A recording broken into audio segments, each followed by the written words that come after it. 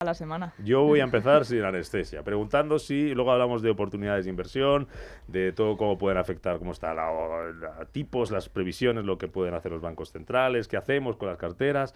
¿Estados Unidos va a entrar en recesión, sí o no? Se lo preguntaban directamente este fin de semana a Donald Trump en la Fox, y mira que Donald Trump no es una persona que dude a la hora de contestar, pues ha dudado. Are you expecting a recession this year? I hate to predict things like that. There is a period of transition because what we're doing is very big. We're bringing wealth back to America. No me gusta hacer predicciones sobre eso. Hay un periodo de transición porque lo que estamos haciendo es muy grande. Estamos trayendo de vuelta la riqueza a Estados Unidos y eso es algo que lleva tiempo, decía el presidente de Estados Unidos. ¿Qué te ha parecido la respuesta, Rocío? Bueno, a ver, ¿Y cuál es tu sensación de lo que pueda pasar en la economía estadounidense este año? Bueno, a ver, nosotros desde BIPAM lo que pensamos es que al final es un tiempo de ajuste de la economía americana. Lo que sí que está claro es cuando miramos a los resultados empresariales de las empresas, siguen sorprendiendo al alza tanto a nivel de ventas como a nivel de beneficio por acción, ¿no? Por lo tanto, sí que hay solidez a nivel empresarial, sobre todo en los resultados del último trimestre.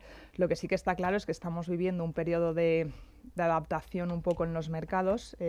Sí que vivimos un rally en Estados Unidos a final del año pasado y todo el mundo estaba comprando empresas del momentum en Estados Unidos, y ahora sí que vemos que un poco con esta volatilidad, esta incertidumbre que viene a través de Trump, pues se está reajustando el mercado y hay sobre todo muchos inversores minoristas que están recogiendo beneficios, ¿no?, de toda esa subida y se están saliendo, y luego se están reajustando las expectativas de crecimiento de algunas de las empresas y por lo tanto es un momento de volatilidad y de incertidumbre, pero eso no significa que no sigan habiendo oportunidades en el mercado americano. Vamos a ir a buscarlas, pero ¿recesión en Estados Unidos sí o...? Es pronto para decirlo. Un poco Trump, bien. Patricia.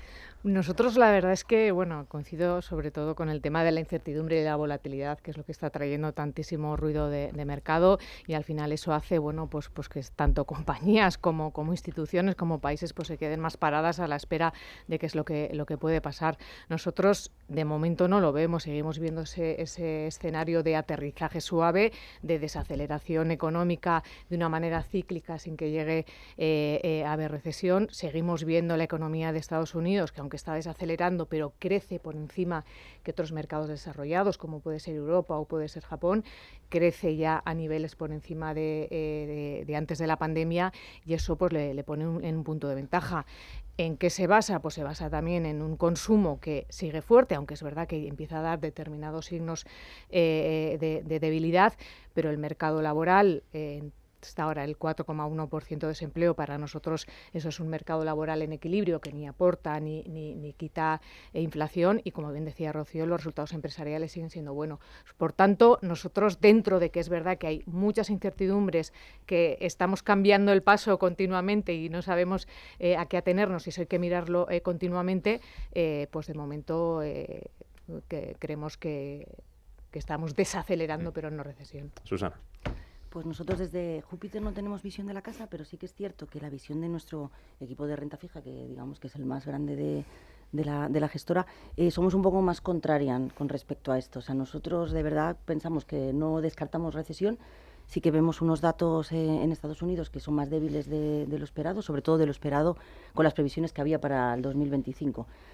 Partimos también de años como el 2023-2024, que claro que las expectativas no eran tan altas y sin embargo pues nos han sorprendido todos los datos, con lo cual el 2025 sí que han empezado con unas expectativas muy altas. Lo que sí que pensamos es que da bastante margen para que haya sorpresas negativas. Entonces, con los datos, pues incluso el viernes, ¿no?, con los datos de empleo, que sí que han sido más débiles de lo esperado, nuestros gestores piensan que hay nubes grises en el horizonte, ¿no? Esto, entre datos de empleo que en verdad solo para todos los sectores, pues bueno, como el healthcare y educación, si quitamos todo eso, sí que los vemos más débiles. Luego también vemos que hay mucho más endeudamiento, más impago. Entonces, todos estos datos sí que nos llevan a una desaceleración económica bastante importante, con lo cual, pues eso, recesión no la descartamos. ¿Belén? Pues nuestra visión es un poco mezcla de todo lo que hemos oído hasta ahora. O sea, por un lado, sí que es cierto que vemos unos ingresos sólidos y que están saliendo resultados que están bastante bien, pero por otro lado, estamos en línea con lo que comentaba Susana ahora. Los datos del mercado laboral sí que nos parece que están empezando a ralentizarse, por un lado, Y por otro lado, hay un factor que es importante en el caso del inversor americano, que es el impacto que tiene la renta variable en el consumo. O sea, al final, estaba leyendo por primera vez en la historia, el 50% del consumo lo está ejerciendo el 10% de renta superior en Estados Unidos, que es un público súper, sí, no, es un público reducido y mucho más sensible a pérdidas en renta variable. Sí. Con lo cual habrá que ver cuánto le impacta estas pérdidas en renta variable a la predisposición del consumo. Pero dice Trump que él no está mirando el mercado, lo decía la semana pasada. Que no está ¿Lo termináis de creer o no? Que lo dice con la boca pequeña. Yo creo que lo está mirando claramente. Exactamente, Sí. igual con los aranceles, ¿no? De repente las bolsas caen y a lo mejor pues hace una pausa, ¿no? Una Contra el pausa. programa, ¿no? Exactamente. Sí, yo no me lo sí. creo, ¿no? Que va diciendo y luego va viendo también cuáles son, cómo se va transmitiendo todo lo que dice el mercado. No es verdad que tenemos como igual dos fuerzas un poco que chocan. Por una parte, pues tenemos todo el tema de la potencial desregulación y bajadas de impuestos, que eso es más pro crecimiento. Pero por el otro lado tenemos todo el tema arancelario que está continuamente cambiando la dirección, incluso las políticas de inmigración, que al final eso es un tema anticrecimiento, ¿no? Entonces, al final, bueno, ¿qué es lo que va a vencer? ¿Cuáles son las fuerzas que van a vencer? Pues depende cómo se lleve a cabo cada una de ellas, que es lo que muchas veces no tenemos claro o dice una cosa y luego dice la contraria. Bueno, lo que sí está claro es que al final es un periodo de muchísima volatilidad, ¿no? Con lo cual, cada vez que Trump lanza un mensaje, pues sí que está pendiente un poco de los resultados que vaya teniendo en los mercados. Así que iremos viendo, porque no solo depende únicamente de él, sino también depende un poco de la respuesta que le están dando. Entonces, a ver cómo evoluciona. Y en medio de todo esto, la Reserva Federal. Hablaba Powell el viernes, vamos a ver qué sale del dato de pasado mañana, de la inflación de febrero en Estados Unidos. Powell, ya sabéis, Trump, ya sabéis, partidario de bajar tipos. Powell dice que no tiene prisa. We do not need to be in a hurry. And we are well positioned to wait for No necesitamos apresurarnos, estamos bien posicionados para esperar mayor claridad. La política no sigue un curso predefinido, si la economía se mantiene fuerte, pero la inflación no avanza de manera sostenida hacia el 2%, decía, podemos mantener una postura restrictiva por más tiempo. ¿Va a ser el dato de inflación esta semana, Belén, el que va a mover a los mercados? ¿O vamos a estar a golpe de tuit, o a golpe de entrevista, o a golpe de discurso de Trump? ¿Cuánto de importante es ese dato y qué podemos esperar de él? ¿Cómo puede afectar en el corto plazo a las bolsas, que van a estar los inversores muy pendientes, ¿no? Yo creo que va a ser muy importante. Realmente al final es una señal clara de cuánto está bueno, es un dato real, ¿no? Con lo cual tampoco es previsión, pero sí que es cierto que te va a dar una sensación de hacia dónde va el tema. Hay dos temas fundamentales que van a influir. O sea, por un lado el tema aranceles, pues va a seguir ahí. O sea, recíprocos contra la UE, contra México y Canadá. Pero bueno, aparte del dato de empleo, sí que hay ciertos datos, del dato de IPC, hay ciertos datos como son el dato de empleo, las solicitudes de desempleo, del subsidio de desempleo iniciales, que será el martes, la creación de nuevos empleos, que es el jueves, que son importantes también, y el viernes la confianza de Michigan. Sí, la verdad que es una semana interesante. Sí. Susana, ¿vosotros qué veis para esta semana? Pues nosotros ¿Qué va igual, a ser lo más importante? Sí, vemos que el dato de IPC va a ser muy importante. La previsión probablemente nosotros pensamos que igual va a ser también un poco más decepcionante de lo esperado. Las bolsas es verdad que están todavía viviendo la resaca de la semana pasada, tanto del tema de los aranceles, que bueno, que esta semana igual también será protagonista, como de los datos de empleo del viernes, más ahora este dato del IPC. Y en base a eso yo creo que la narrativa un poco desde la semana pasada ha cambiado un poco hacia esa desaceleración económica que bueno, yo creo que ha puesto un poco en entredicho todas estas expectativas, ¿no?, que teníamos de principios de año del 2025. Ahora os pregunto por esa desaceleración también en Europa, porque echaba un poquito de agua, un jarro de agua fría el Banco Central Europeo con sus previsiones. Ahora os pregunto también por la parte europea, por no centrarnos solamente en Estados Unidos. Para esta semana, vosotros, Patricia, Rocío, ¿qué va a ser lo más importante? En cuanto a dato, en cuanto a objetividad, parece que ese dato de inflación, ¿no?, en Estados Unidos, pero ¿Qué más? Sí, o sea, fundamentalmente el dato de inflación, ¿qué más? Bueno, estamos acostumbrados a vivir sorpresa tras sorpresa, o sea, que cualquier cosa puede pasar, ¿no? Pero sí pensamos que el dato de inflación es súper importante.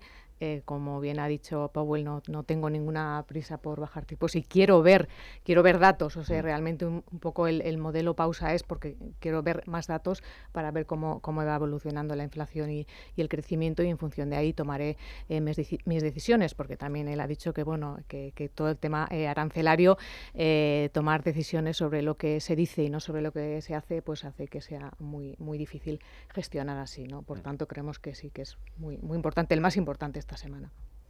Bueno, nosotros desde PAM también pensamos que al final está ahí el dato de IPC americano, pero también hay otros datos en Europa que van a condicionar bastante el movimiento de las bolsas. No nos olvidemos de las actividades de producción, importación y exportación alemanas, que también van a ser un poco desencadenantes de movimientos en Europa, y siempre hay que estar pendientes de las oportunidades que se vayan generando. Está claro que estamos en un periodo de muchísima volatilidad, al que no estábamos acostumbrados después del rally de final de año del 2024, y al final pues estamos viviendo un poco un momento de corrección que le da la oportunidad a esos inversores que estaban más reacios a lo mejor a entrar en Europa a poder ahora decantarse un poco más por el continente europeo. Pero lo que sí que está claro es que la volatilidad nos va a acompañar todo este año, y que no hay que olvidarse que hay que centrarse en ese largo plazo, ¿no? Y en esos resultados empresariales que comentábamos antes, que son los que dirigen el crecimiento en el medio y largo plazo. Esta semana tenemos cita importante, no solo con Inditex, sino con el sector auto. Vamos a ver qué cifras salen de Volkswagen, de BMW, de Daimler y de Porsche. Luego os voy a preguntar, después de la parada de publicidad, por si de la prisa o menos prisa que tenga Powell a la hora de bajar tipos va a depender mucho de los cambios que tengamos que hacer en cartera, ¿no? ¿Cómo puede afectar eso a nuestras inversiones? Que la gente que nos está escuchando dirá, bueno, este señor no tiene prisa, pero yo necesito saber qué hago en el medio plazo, en qué invierto hoy, no. Y si miramos más a Estados Unidos, o si seguimos mirando más a Europa, renta variable me refiero, luego os pregunto también por renta fija, pero parece que la renta variable europea ha empezado mejor este año 2025. Os hago una antes de irnos a publicidad. Empiezo ahora por tu lado, Rocío. BCE, jueves, que lo dejamos, parece ya que ha pasado mucho. Es que claro, con el ritmo que llevamos de información, parece que desde el jueves pasado ha pasado una vida y media. Pero, ¿qué os dijo el mensaje de Lagarde, ese término que utilizaba en el comunicado de significativamente menos restrictiva, refiriéndose a la política monetaria? ¿Cómo lo tenemos que entender? ¿Qué va a hacer el Banco Central Europeo, que hasta ahora siempre parecía que iba un poco detrás de la FED, pero parece que ya toma sus propias decisiones, y esas previsiones de crecimiento, que rebajaba la estimación de crecimiento para Europa este año? Bueno, nosotros al final desde DEPAM lo que estamos viendo es que el Banco Central se va a parar en un rango de 2,25. Al final hay que tener un poco en cuenta. Queda poquito todavía. Queda poquito, porque también estamos pendientes de los datos, y hay que tener en cuenta que ese nuevo programa de incremento del techo de deuda, sobre todo en Alemania, incrementar el gasto de defensa en los países europeos, pues no va a dejar de ser una tendencia inflacionista en el corto plazo en Europa, con lo cual al final pues tienes también ese mix con el que Lagarde tiene que lidiar un poco. En el corto plazo a lo mejor sí que vemos esos movimientos de precios del IPC al alza, pero luego se normalizará. Entonces hay que ver un poco cómo va evolucionando todo. Lo que sí que está claro es que al final es mucha información la que tienen que tener en cuenta, y ya no es únicamente ese mercado laboral o ese crecimiento económico, sino que hay otras variables que lo pueden condicionar. Pero ¿sorprende, Patricia, que no haya plan? ¿O hay plan y no nos lo quieren decir? Cuando digo que no hay plan es porque, bueno, vamos a ir viendo a ver qué va pasando. Bueno, es que, vamos a ir viendo cómo salen los datos. Supongo que tendrán algo pensado, ¿no? Pero yo creo que ese es el plan más inteligente. O sea, en la medida en que tú no tienes los datos claros, pues no tomes decisiones que luego puedas arrepentirte, ¿no? Nosotros, por ejemplo, sí que antes de esta semana pasada nuestras expectativas era un 1,75 a finales de año, sí, y lo hemos movido al 2. ¿Por qué lo hemos movido al 2? Bueno, pues por todas las noticias que ha habido, por el mensaje de Lagarde, porque pensamos que Lagarde va a preferir mantener esos tipos pues un poco más altos de lo que nosotros nos esperábamos antes, a raíz de que vea nuevos datos de inflación, a bajar y luego tener que subir si la inflación se eleva, ¿no? Nosotros pensamos también que los riesgos un poco de desaceleración han bajado un poquito pues por todos estos estímulos nuevos que estamos viendo, y además también a medida que nos acercamos más a ese tipo neutral, que nosotros pensamos que está entre 1,75 y 2,25, el consenso de los miembros del Banco Central Europeo es menor, ¿no? Entonces sí que pensamos que bueno, pues está tomando una decisión pensada. Eso sí, también pensamos que si en algún momento las cosas se giran hacia otro momentum con el que no cuentan, no van a dudar de bajar por debajo de ese 2%. Pero sí que pensamos que el plan, aunque sea esperar, es un plan. Hay plan, vale, Sí. bueno.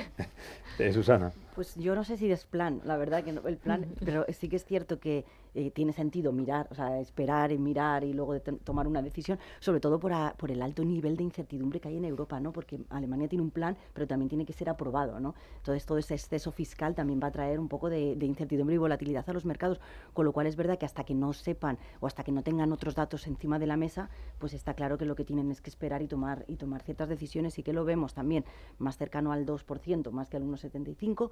Y es verdad que, bueno, yo no sé si tienen un plan, yo diría que no suena mucho a plan, la verdad. O sea, igual lo tienen, pero no está bien explicado, ¿no? Vale.